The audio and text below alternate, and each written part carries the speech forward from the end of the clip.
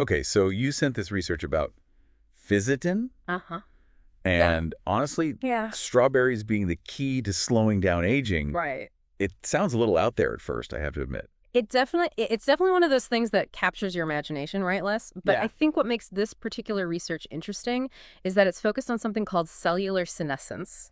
Okay. And really, that's kind of a key process in aging. Okay. Essentially, what's happening is as we get older, Mm-hmm. some of our cells, they sort of stop dividing and they stop functioning the way they should. Right. And they kind of become like that old computer that you have, up in the attic. Yeah. It doesn't quite work, but it's still taking up space. They're just kind of like retired, but they're still hanging Oh, out no, more. the problem is they're not just taking up space. They're actually causing trouble. Okay. Because what happens is they release these inflammatory signals that can damage the surrounding tissues, and those actually contribute to a whole bunch of different things as we age, Oh, wow. from wrinkles to more serious age-related diseases. That's where I imagine these senolytics come in. Well, exactly. Or like the cleaning crew for these senescent cells, right? Yeah, you can think about it that way. Okay. And what's interesting is that this study, which was published in Biomedicine, which is a pretty reputable journal, it suggests that Fisetin might be a particularly potent senolytic. Oh, wow. Okay. So this paper goes really in depth. Yeah. They walk us through 3 major experiments that they did. Yeah. Why don't we start with what they call this in vitro screening? Okay. What does that even mean, and what did they find? So in vitro basically just means that they tested this in a controlled environment outside of a living organism. Okay. So think of it like, you're testing different ingredients for a recipe. Okay. But in this case, we're talking about Petri dishes with cells. Gotcha. And so what they did was they compared Fisetin to 9 other flavonoids. Okay. And they wanted to see, okay, how effectively does each one of these eliminate the senescent cells? And they looked at both mouse cells and human cells. So it's like a flavonoid face-off. Yeah. And Fisetin is coming out on top. Yeah, that's a good way to put it. And I think what's important here is that the researchers, they weren't just looking for something that works. They were specifically interested in finding senolytics that could be safer and more effective than some of the drugs that are currently available. Oh. Because a lot of those have side effects. Right, of course. So they found that it works on a cellular level, in the lab at least. Right. But I'm sure you're wondering, did they test this in actual living animals? Yeah, I mean, that's what I was going to ask. Like, did they take it beyond the Petri dish? They did. And this is where it gets even more interesting. So in the second experiment, they used mice Okay. with a condition called progeroid syndrome. Now, Excellent. these mice... I've heard of this. They age very quickly, right? Exactly. They age way faster than normal mice, which makes them a really valuable model for studying aging. So they can see the results faster. Exactly. And they can test different interventions more efficiently. That makes sense. So what they did was they gave some of these mice Fisetin, Okay. either in kind of consistent low doses or in short bursts of higher doses. Okay. And what they found was actually pretty remarkable. Oh. Fisetin not only reduced those markers of cellular aging that we've been talking about, but it also led to a significant improvement in what's called a health span in these mice. Okay, now hold on. Health span. Yeah. We're not just talking about living longer. We're talking about actually feeling better for longer. Exactly. Okay. Not just adding more days to their lives, Right. but improving the quality of those days. Gotcha. And to actually see these improvements, the researchers used a really cool technique called bioluminescent imaging. What is that? Yeah, so it's kind of hard to explain, but basically it's a way to visualize the levels of senescence within the mice. Oh, wow. Almost like you're watching a sci-fi movie and you can actually see the aging process happening. Oh, wow. That's wild. So they can actually see it? Yeah. Okay, so they saw that aging was actually slowing down. Yeah. But they didn't just use those mice with the accelerated aging, did they? No, they didn't stop there. What about mice that are aging normally? Yeah. So they wanted to see if it works in the mice who are aging normally too. Yeah, like a more natural pace of aging. Yeah, and what's really interesting to me is that they introduced the Fisetin later in those mice's lives. Yeah. That seems like an important detail, right? Oh, it's very important. Yeah.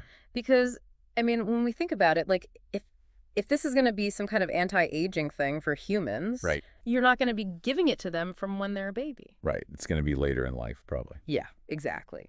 So what happened when they did that? When they gave it to them later, did it still have a good impact?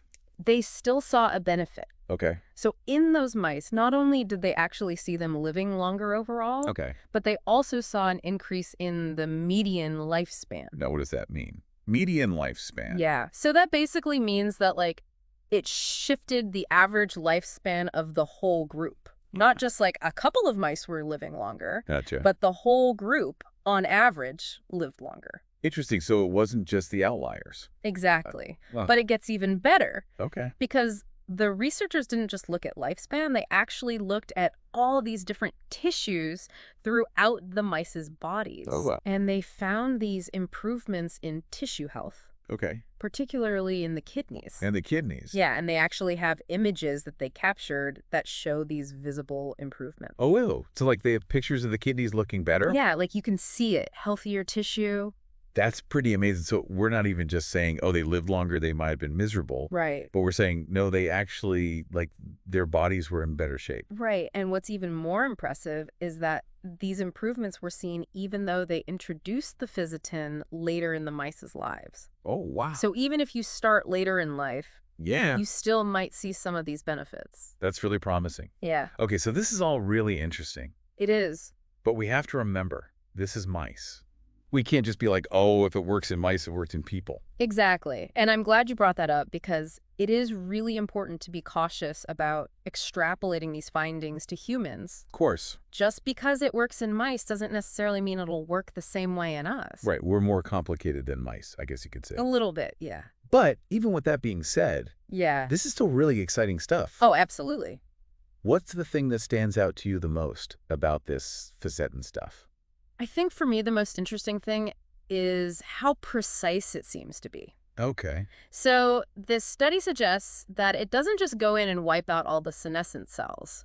Okay. It seems to target specific types of these cells. So it's like a surgeon almost going in and saying, okay, we need to get rid of this one and this one. Yeah, and leaving the others unharmed. Which is really important when you're talking about something as complex as a human body. Absolutely. You don't want to just be getting rid of things willy-nilly. Right, you don't want to disrupt the whole balance of everything. Right, exactly. And so I think that this targeted approach could be really important in minimizing potential side effects down the line. Okay, so it's not just a brute force attack. It's like we're going to be much more... Yeah, it's a scalpel, not a sledgehammer.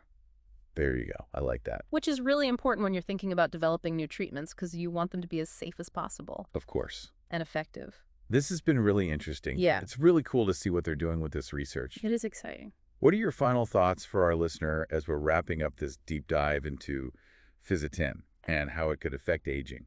Yeah, I think the takeaway here is that we really need to keep doing research in this area. Yeah. Because this study really highlights how much potential there is for using compounds like Fisetin, which is naturally occurring Right.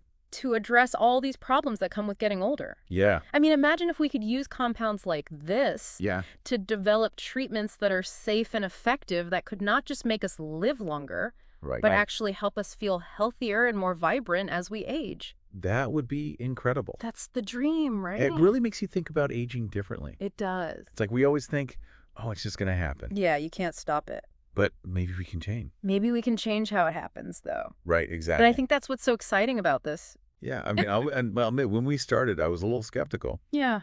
Strawberries, come on. Strawberries are delicious, but I don't know about a fountain of youth. Right, exactly.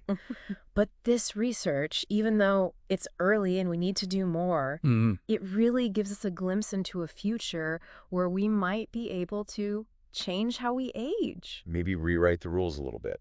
Exactly. And who knows, maybe that future does involve eating a big bowl of strawberries every day. Maybe with some whipped cream on top. Yeah, to celebrate. This has been so interesting. Thanks for taking this deep dive with us. Oh, it's been my pleasure. Always happy to talk about this stuff. And to everyone listening, keep exploring, keep questioning, and we'll see you next time.